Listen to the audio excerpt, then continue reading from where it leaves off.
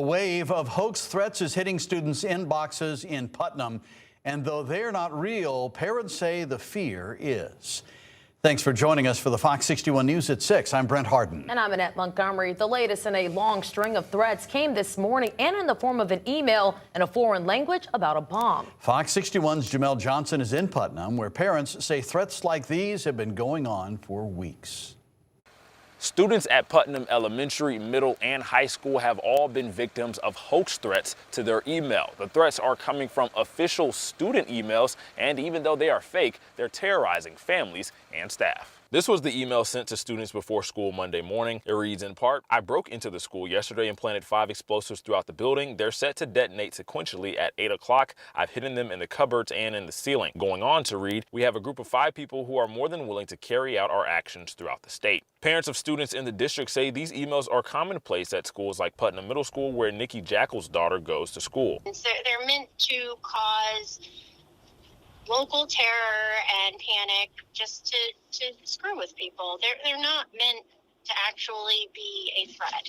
They're just meant to screw with people, unfortunately, and they're doing a good job. Another email sent recently seemingly showed a student send a picture of a rifle-style gun with the caption, "Thanks for downloading my cheat. It was a good send-off. See you soon." Another parent we spoke with says checking her child's emails has become routine. I always check my kids' emails before my feet even hit the floor. Unfortunately, the last couple times I've checked their email over the past month, there's been an issue with the bomb threats and the gun threats. I think in today's day and age, even if they are hoaxes, we're silly to not be fearful of sending our kids to public education. According to the school, the emails are coming from a student email address, leading district officials and parents to believe someone is hacking into the email system and sending the threats. The email the threats come from changes with every threat sent. This is its own form of terror. This is its own form of torture. This is very much so already a great way to tear people up, mess them up, and make them immune to reactions. It's a way to torture people, basically, to upset your kids, to make them feel unsafe, or to just disrupt their day. Despite the threats being fake, the school has continued to communicate with parents about each threat sent and updating them on the investigation process. The school has done a great job of talking to them and making sure that they know they're safe. And if they're uncomfortable in any way, that there are resources there for them. On top of the email system being hacked to send these threats, parents are also fearful that some of their children's sensitive information could be leaked as well, including healthcare records, phone numbers, addresses, and more. In Putnam, Jamel Johnson, Fox 61. A small memorial has now been placed outside of the home in Shreveport, Louisiana, where 8 children were shot and killed Sunday morning. This heartbreaking act of violence now marks the nation's deadliest mass shooting in more than 2 years. Updates have been pouring in since the tragedy this weekend, and Lee Waldman now brings us the latest. The community of Shreveport, Louisiana is struggling to comprehend the violence that unfolded Sunday morning. It's just heartbreaking. It really is. Police say 31-year-old Shamar Elkins shot his wife at a home in the Cedar Grove community before going to another home where he shot his 7 young children, a cousin, and a second woman. Family of the victim say Elkins and his wife were separating. Probably about a month ago, I seen her, and she told me she was filing for a divorce. The Caddo Parish Coroner's Office says the victims killed range in age from 3 to 11.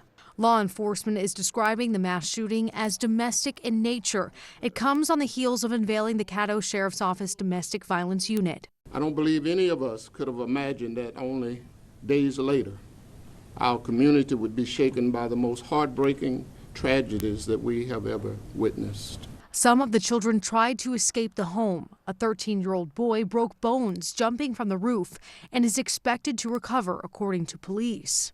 I am asking all of you to keep them lifted,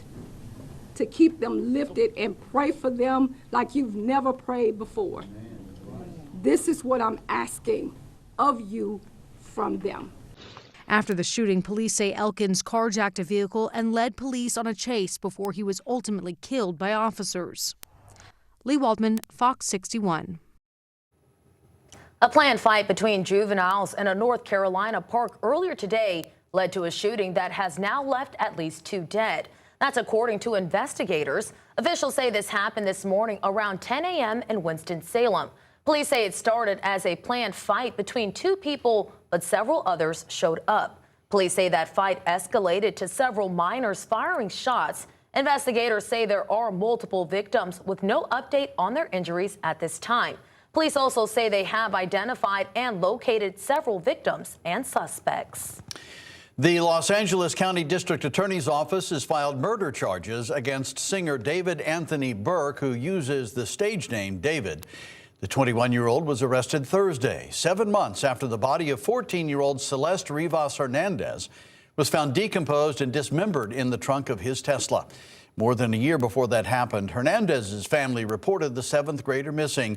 We still don't know what happened to her between that time and when she was found, or exactly when she died. Burke's lawyers say they plan to defend his innocence. Right now, he's in jail without bail. Well, after a rainy and gloomy Monday, we are also in for some cold temperatures tonight. Chief Meteorologist Rachel Frank is here now with a look at what we can expect. Rach, we did have some sun this afternoon. That was nice to see. Just a little bit. We were happy to get it where we could take it in between a few of those showers. It just felt so chilly and raw, especially compared to the temperatures that we had out there last week in the 80s, even near 90 in the Hartford area. Freeze warning, though, now is in effect for the southern half of Connecticut. So this is a bit of a shock to the system, again, compared to last week. It's a little misleading. This graphic makes it look like it's colder in southern Connecticut than northern Connecticut, but it's just so early in the season. The National Weather Service isn't issuing these types of alerts just yet for Litchfield, Hartford, Tolland, and Windham counties. But bottom line is we'll all be getting close to, if not below freezing tonight. And if you do have any early season cold sensitive plants, you might want to protect them from frost or freeze damage by covering them with a blanket. Most people haven't started planting just yet, though. It's so early in the season. A couple light showers and sprinkles still remain out there. Temperatures are in the 40s to right around 50 degrees, and we will clear out overnight, and the temperatures will be tumbling. 28 for a low in Hartford, 31 in the New Haven area. We'll talk about when the temperatures rebound. Your full forecast is coming up. All right, Rachel, thank you. Authorities have seized a laptop as evidence in the investigation of a 12-year-old girl's death in Enfield. And this comes just a week after police took a cell phone and a tablet from the home where the girl was found dead. 12-year-old Eve Rogers was found unresponsive in her room last month. Right now, her stepfather is charged with sexual assault and risk of injury to a minor. He has not been charged with her death. An in-custody death at the East Haven Police Department is now being investigated by the Inspector General. Police were called to the McDonald's on Main Street last Friday after reports of two women who appeared to be impaired or unresponsive using a self-service kiosk. Police say one of those women was later taken into custody because of an outstanding arrest warrant. While in court the next morning, officers say she had a medical concern and was hospitalized and then taken back to jail. Later that evening in her holding cell, police say she suffered a medical event and was pronounced dead. Officials have not released the identity of the woman at this time. Well, Coventry police arrested a man because they say he pointed a gun at a child. This allegedly happened Saturday on Armstrong Road. Police say 44-year-old John Burrell pointed a handgun at a 9-year-old, although they didn't say why. Police say Burrell was uncooperative with officers but was eventually taken into custody. They say they found a loaded handgun in his motorcycle saddlebag. Burrell was charged with reckless endangerment and risk of injury to a minor. He was scheduled to be in court today in Rockville. State police are now investigating a crash that happened on Route 2 today. Police say Anna St. Preux DeLume of East Hartford drove into the shoulder and hit a metal guide rail before veering left into a concrete median. Police say she was taken to the hospital with what they believe are serious injuries. Right now, it's unclear what caused the crash. Anyone who witnessed that crash or may have dash camera video, please contact state police. Well, actor Patrick Mulun died suddenly over the weekend. The 57-year-old reportedly suffered a heart attack yesterday. Mulun is best known for his roles on Days of Our Lives, Melrose Place, and Starship Troopers. 2 days before his death, he posted on social media about a new project he was producing with Chris Hemsworth and Alec Baldwin. Mulun's last acting role was in the film Dirty Hands, which is expected to be released next month. Right now, U.S. negotiators, including the vice president, will be heading to Pakistan soon for a second round of in-person negotiations to end the war with Iran. A question they're asking now, when will Iran show up? Rebecca Castor has the latest from Washington. Security is tight in Islamabad, Pakistan, once again, ahead of a potential second sit-down between U.S. and Iranian officials. Vice President J.D. Vance, along with Special Envoys Steve Witkoff and Jared Kushner, are ready to go. But Iran hasn't decided if it will send its negotiators. The deal being offered to them is incredibly generous on the American side. Every man that's left standing and is alive right now is being given the opportunity to continue to live. Escalating tensions in the Strait of Hormuz could keep the peace talks from happening. Over the weekend, Iran went back on its word, closing the strait and firing at 2 commercial vessels. U.S. Marines also seized an Iranian cargo ship that violated the blockade of Iran's ports. Demonstrating in at least one case that if they don't stop, that we're willing to do what we did yesterday is a very strong sign that will indicate that they should not try it again. The U.S.-Iran ceasefire expires tomorrow night. President Trump says he's under no pressure to make a deal, but Democrats are criticizing his war strategy and motivations. He entered a war, got pulled into it by Bibi Netanyahu, let's be clear about that, entered a war that the American people do not want.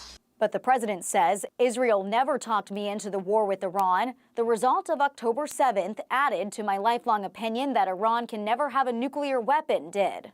If the ceasefire expires, President Trump told PBS News lots of bombs will start going off. In Washington, Rebecca Castor, Fox 61.